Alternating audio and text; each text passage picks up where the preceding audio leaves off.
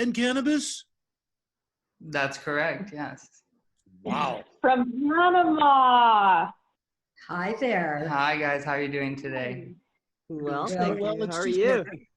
Good to see you Very both good. staying self-quarantined, but still participating in today. Absolutely. Yeah. Thank you so much. Well, we want to begin by thanking all of you for the amazing presentations today. They were really deep and meaningful. I'm for us as well as for everyone listening. And Denise, thank you so much for creating this.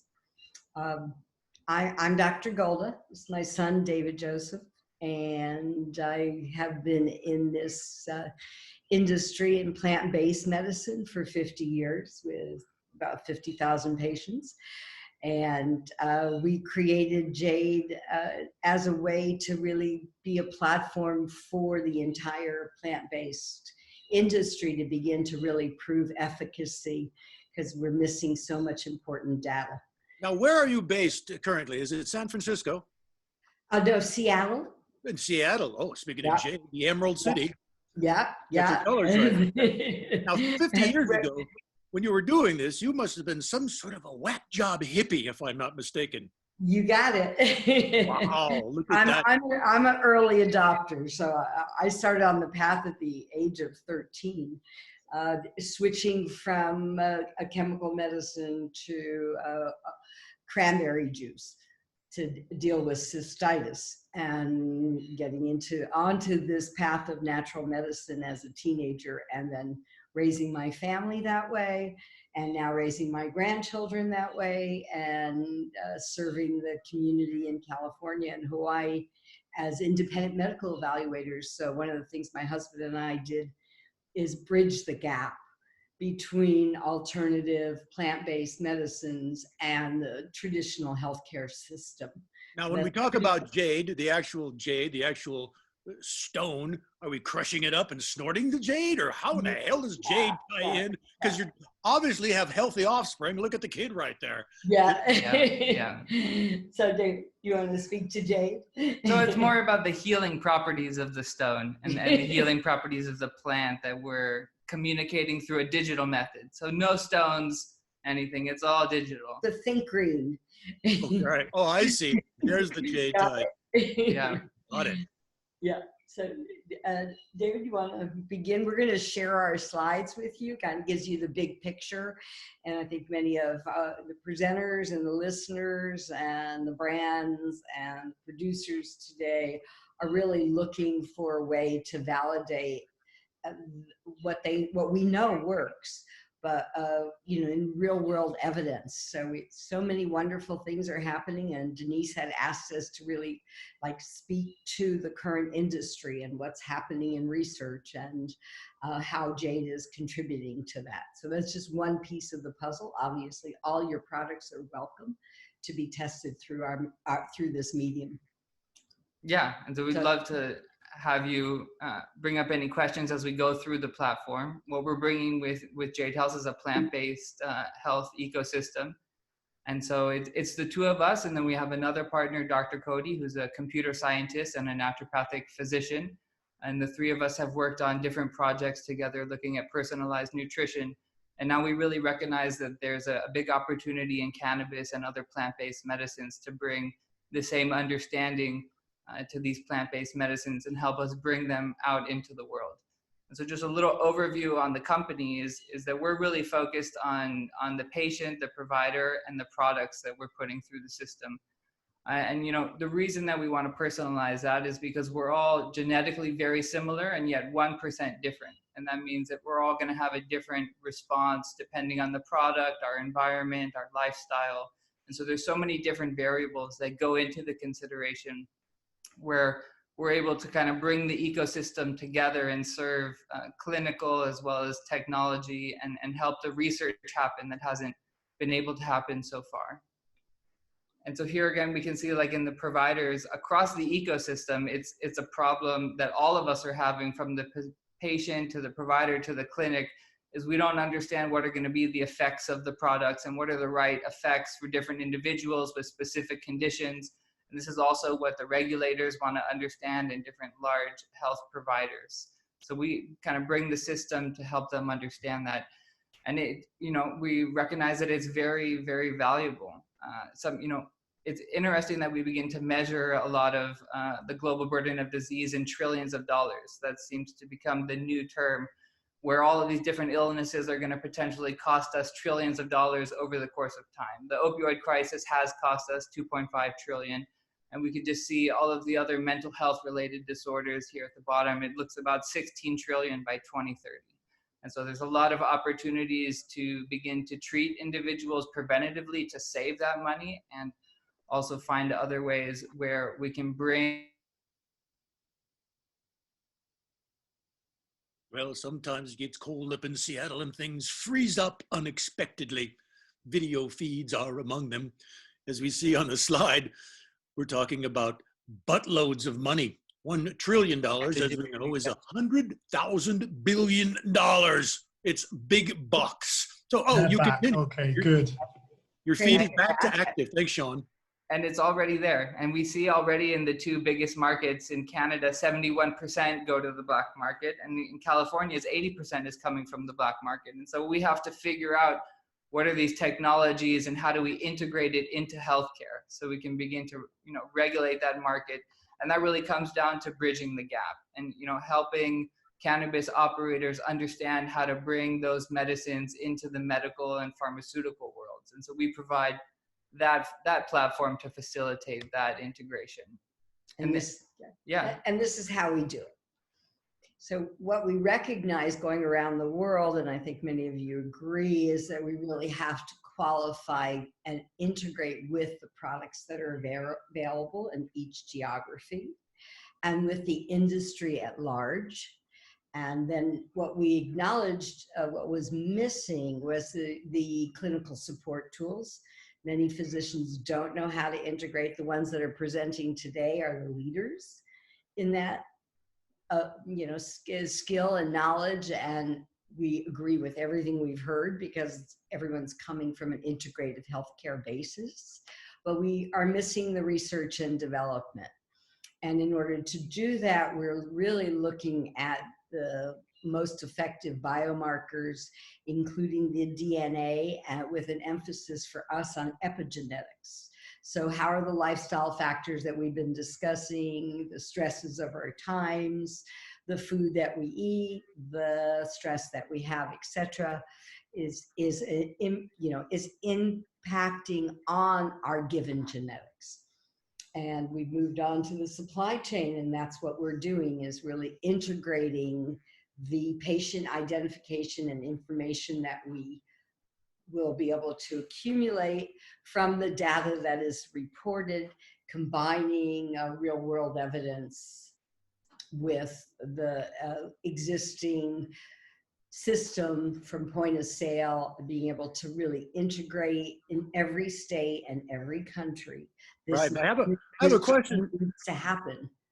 Regarding our smartphones and our online presence and things like that. The smartphone is probably going to be the quickest link to your physical, from your heartbeat to your blood oxygenation and things like that.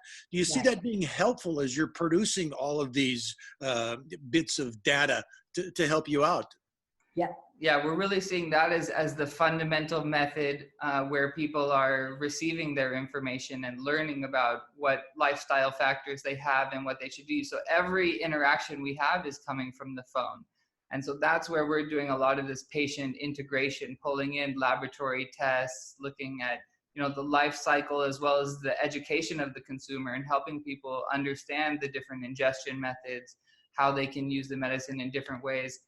And that's really what it's about, is integrating cannabis medicine into this technological world that we have, and creating these tools, which I'll talk about, which are called digital therapeutics, to help us make these treatment plans, looking at our food and medicine. And really, I think what it's about for us is changing the context of consumption. And that really informs the experience and the future use. So it's really about helping people have a positive experience and understand how to use it more as a nutraceutical, as a health daily product, whereas a lot of the recreational use that we're seeing, which can still be thought of as wellness, but there's different levels and there's different amounts for each individual. And when we started, you'd mentioned we're about 99% identical and 1% difference, and that's our lifestyle and things like that. Seems like that 1% should be a lot bigger number, because I know some people who are couch potatoes, others who are doing yoga every 20 minutes. You obviously have your father's height. You're different in that way. So is it a larger percentage, or is it just that small, 1%?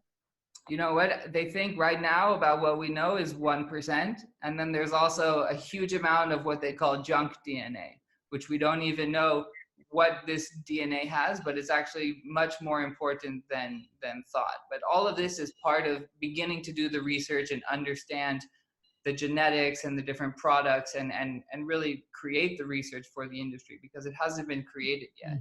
Do you think it's helpful for people to have that 23andMe and those type of readouts just to find out, what their, genetic background is already in them? They can do nothing about that other than maybe some genome therapy and things like that, or diet changes, or, things from the outside and when it comes in. Yeah. Well, we think it's incredibly important, and it's a very helpful insight into your body. And I think also at a psychological level, it really helps us take ownership of our body and begin to look at the different lifestyle, food, cannabis, different products that we can use to change what we want. And that's really the beauty of the world that we live in, is we live in a P4 medicine society, which is more about a proactive approach to preventing and treating the disease. And so that's really what we've baked into the platform, is that prediction, the prevention, personalization, and participation. So people who have their genetics already done, and there's 26 million, they can upload that into the Jade system and begin to get personalized recommendations and treatment plans. Boy, that's helpful. I know some people are afraid to have that done. I, being one of them, don't really want to go that far back into my past, and I'd rather not know. But as we're seeing with companies like yourself, that information is perhaps not as valuable to you as an individual, but to the world as a collective group. Yeah, and it is really both and. So, with epigenetics, the body doesn't know the difference between an experience and a thought. You can literally change your biology, your neurocircuitry, your chemistry, your hormones and genes, simply by having an inner experience, which we know cannabis enables in many ways, and so do the other plant medicines that we incorporate. I get an inner experience off of chili. Yeah, What? you love it. So I avoid that at all costs, but you do know a little bit about yourself without having your genome plotted. But boy, I'm just loving all the information that you're able to gather now and feed into your system and help, again, others around the world. Incredible. Yeah. Thank you. And we've thank you. And we've custom developed panels just for cannabis and for nutraceuticals and other psychological conditions, so that people can get a deeper insight. But our focus is more on the epigenetics, which is the ability to turn on or off the genes that you have. So you don't have to be afraid about what you've inherited, because 95% of what you've inherited is healthy, normal. There's only like 5% conditions that really we would look at through the medical lens. But we've got a pair of Jade genes that really turn some people on. That's right. Thank you very much. Yeah. And as we know, there has been an explosion from today's 26 million that have done the at-home test, with a projection to 100 million over the next 5 years. And the cost has gone from billions to, something below $1,000, and it continues to go down. So, and the deeper we get, the more information we have, the more people we have in our systems, the more we can share back with the producers, with the agricultural people, with the providers, to gain more understanding of what works best for what genetic type, and how to work with the genes in a beneficial way, as most of the physicians that are speaking today are doing in their private practice. Yeah. And you know, the way that we were looking at medicine before genetic sequencing came up, for example, is almost looking at it through the keyhole, where we were just able to see a little bit of what was going on inside the body. Now that we're able to do the genomic sequencing, we can kind of crack open the door and begin to understand more of what is happening and what are those relationships. And we can connect those into different products, because we actually have a lot of genetic information known, whether that's from nicotine or alcohol dependence. A lot of that has been studied and really relates well to cannabis and other psychedelic medicines. And you know, really what we're seeing is one of the keys to the future of medicine is the endocannabinoid system. It has, you know, such a far reach within the human body, connecting all of these different systems. And we're really just beginning to support this new field, which the doctors Knox referred to as endocannabinology, which is looking at the function, dysfunction, and regulation of the endocannabinoid system, and how that is going to affect the future of medicine is going to be extremely powerful when we understand that the endocannabinoid system is universal to all humans and animals. And you know, a big part of that regulation and communication with the cell signaling within our body. And we believe it has some of the greatest potential, you know, to create new medicines, pharmaceutical, plant-based, full spectrum, that really have a strong connection with the human body and the different healthcare systems that it can support. And of course, it's totally safe and non-toxic. We do at the site look at drug-to-drug interactions and present all the data, and really focused on evidence-based healthcare, which is even beyond the medicine of it, but really looking at the best available evidence. So we are able to source and provide a kind of a cannabis PDR to providers and to the people who will be using the site, so that they can really look at drug-to-drug interactions and learn more about the efficacy of full wellness library. What were those letters again? PBR, like Pabst Blue Ribbon? Right. But like the physician desk reference for cannabis or cannabinology. Oh, PD. D is in David. Yeah. And this is how we do it. Yeah, through creating different treatment-based plans and coming at it the way that we would with normal healthcare, doing SOAPs, you know, subjective, objective assessment and plan, looking at what individual needs and then creating that plan and giving them the digital tools to go through their journey and figure out what is going to work for them. Now, and that's what, I'm looking at this 800-pound gorilla that's in my room. We call him coronavirus. Yeah. How are you relating to that, or adjusting to that, or treating that, or messing with that? I mean, fortunately, we're completely digital and remote-based business, so we have been affected by Corona, but we're still able to carry out a lot of our research and services through this. And I think actually we're going to see a boost coming into the next quarters from more adoption for online ordering and recommendation engines. There's different companies that we're beginning to speak with to understand how they can offer a digital tool to their patients and consumers. And I would agree with all the providers that have spoken thus far, is, you know, a healthy immune system and stress reduction. So what we are developing is a platform that includes behavioral health. So we're looking at the connection between the mind and body. Right. And right now, there really is nothing more important than that. I mean, Yeah. you can think of how stressed out everyone is. And Dr. Judy talked about this in our interview as well. And the synergistic relationship between stress and health and, you know, the cause of illness as opposed to the treatment for it. Stress is just so interconnected with everything. Totally. And it's physiological. It's not just this etheric, you know, psychological. It really does affect all the systems that the doctor who was speaking before us mentioned. So we will be addressing it in the platform. It's going to show up in people's health dashboards. And we're looking at it, you know, we do an extensive wellness assessment to really look at plant-based medicines. We'll be looking at lifestyle and family history. And then the goal is to connect the individuals in unique epigenetics with the plant epigenetics. So that's where we really begin to work with the providers of products, like many of those that we're connected to here, to look at efficacy and what is matching up best with unique digital information that we get.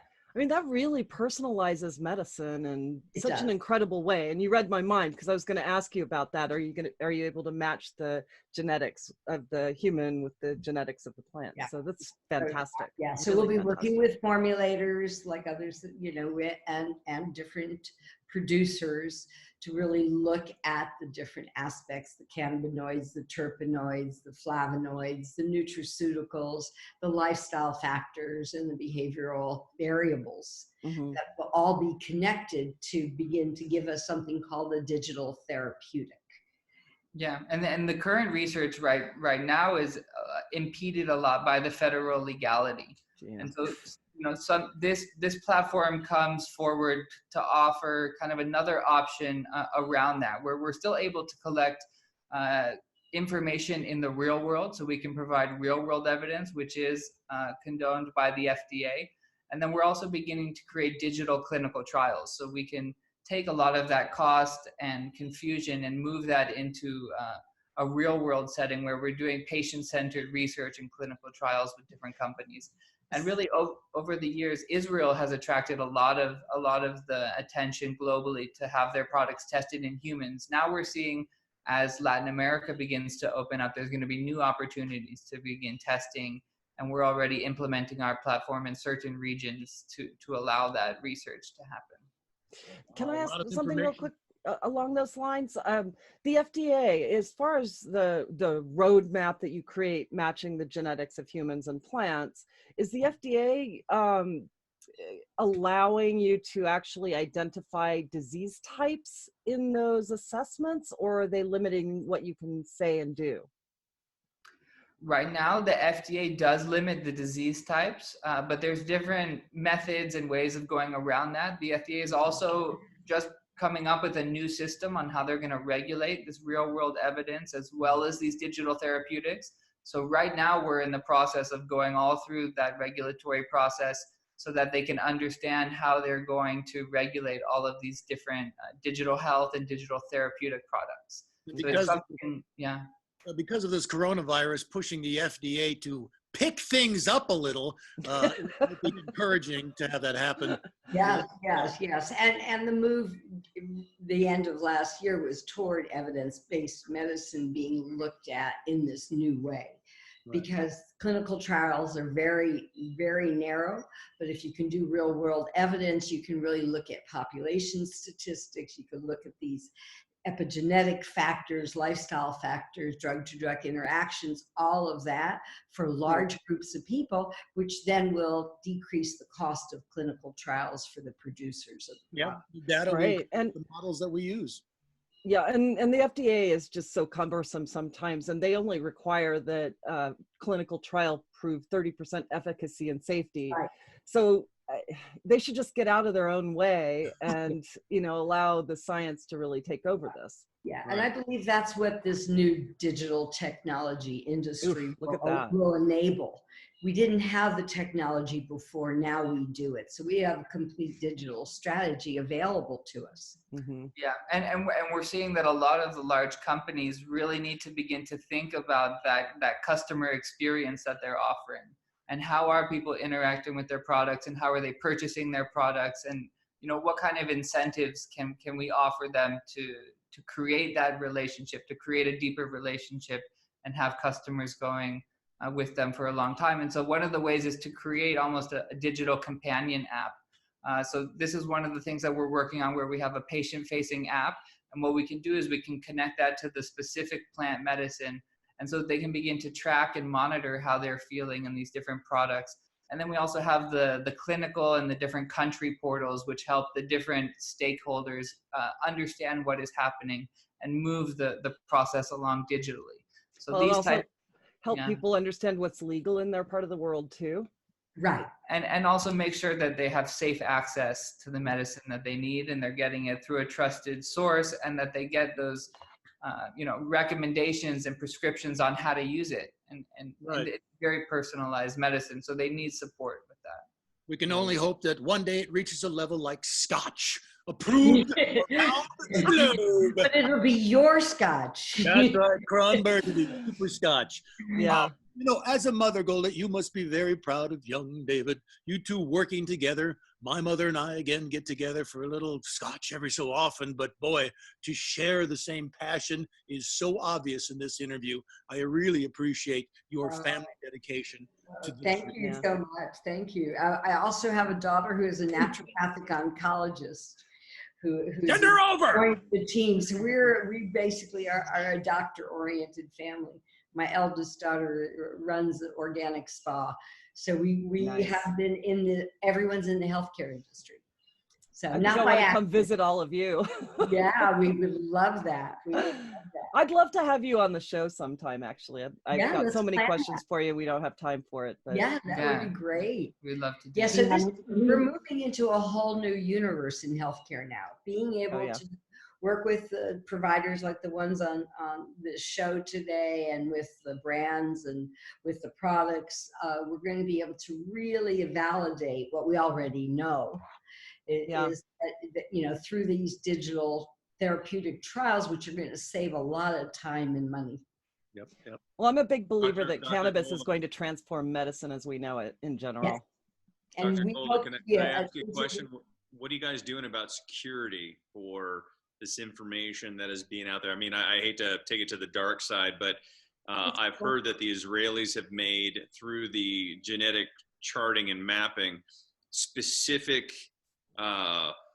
bioweapons to eliminate people with certain markers on their genetic codes. And I was wondering, what are you guys doing in order to go ahead and keep everybody safe, all their information safe? I mean, what we employ is military grade encryption. And so regulation and compliance are extremely important when we look at doing clinical trials and managing any kind of patient data. So we are, we follow HIPAA compliance, EU GDPR security. As I said, we employ military grade encryption. And so we're hashing everything, and everything is stored at rest. So from a technological standpoint, there's a lot of security. From the genetic standpoint, it is definitely the future of drug development as well as biological warfare development. Exactly. I think that's something that's the concern. I'm ex-military. I know how certain groups think, and given a specific profile, if they're making a certain product that is going to affect that group solely, it becomes something of a concern. Yes. Well, the patient will own their data and choose whether or not they want to share it. But it will all be. I'm also interested in the Scotch called Crown Burgundy Scotch. Right. That sounds fantastic.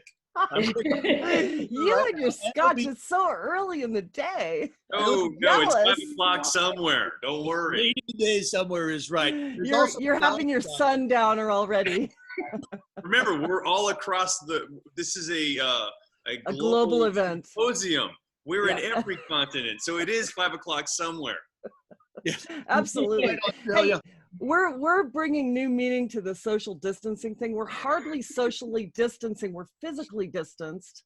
Mm-hmm. We're keeping our safety net around us, but this is not social distancing by any stretch. But an excellent way of sharing intelligence and the latest and the greatest. I have to tell you, I'm so impressed with everybody that's been on, and really Dr. Golda and David, you're amazing, and I look forward to speaking to you sometime in the future. Yeah, well, we'll definitely do that. And Denise is kind of the core and the center of this work. Yes, she's the center of the universe here. She has recognized all of us and said, okay, you fit. And so it's really something. Well, I'm really grateful to Denise. I mean, kudos. You have pulled this together. I'm impressed, and it's wonderful. And Thank you. Is Cron the peanut butter cement mix that holds it all together, though? I just kind of wanted to know. The glue. Peanut butter glue? I don't know. Yeah, and I'm the peanut gallery observing everything from afar. And without me, this entire expo goes straight to hell. And where's the toilet paper? There it is. We would like to give these speakers special COVID-19 edition roll of toilet paper to Jade Health. We know how valuable this little baby is. Thank you. In some parts of the world, there is price gouging. Those things are very expensive if you really need it. Right. You've heard of the band Panic at the Disco. Well, there's a new band, Panic at the Costco. Exactly. Yeah. So thank you so much for participating. Thank you. Thank you. We're going to bring on Dr. Judy Mikovits next, who's going to be able to talk about COVID-19, cannabis, how it all fits together, and what we can do to boost our immune systems. So, Dr. Judy, if you're available, you can turn your camera on. I have to say, I said it earlier today, but Dr. Judy had the most amazing interview. And I will share that link on the chat on this.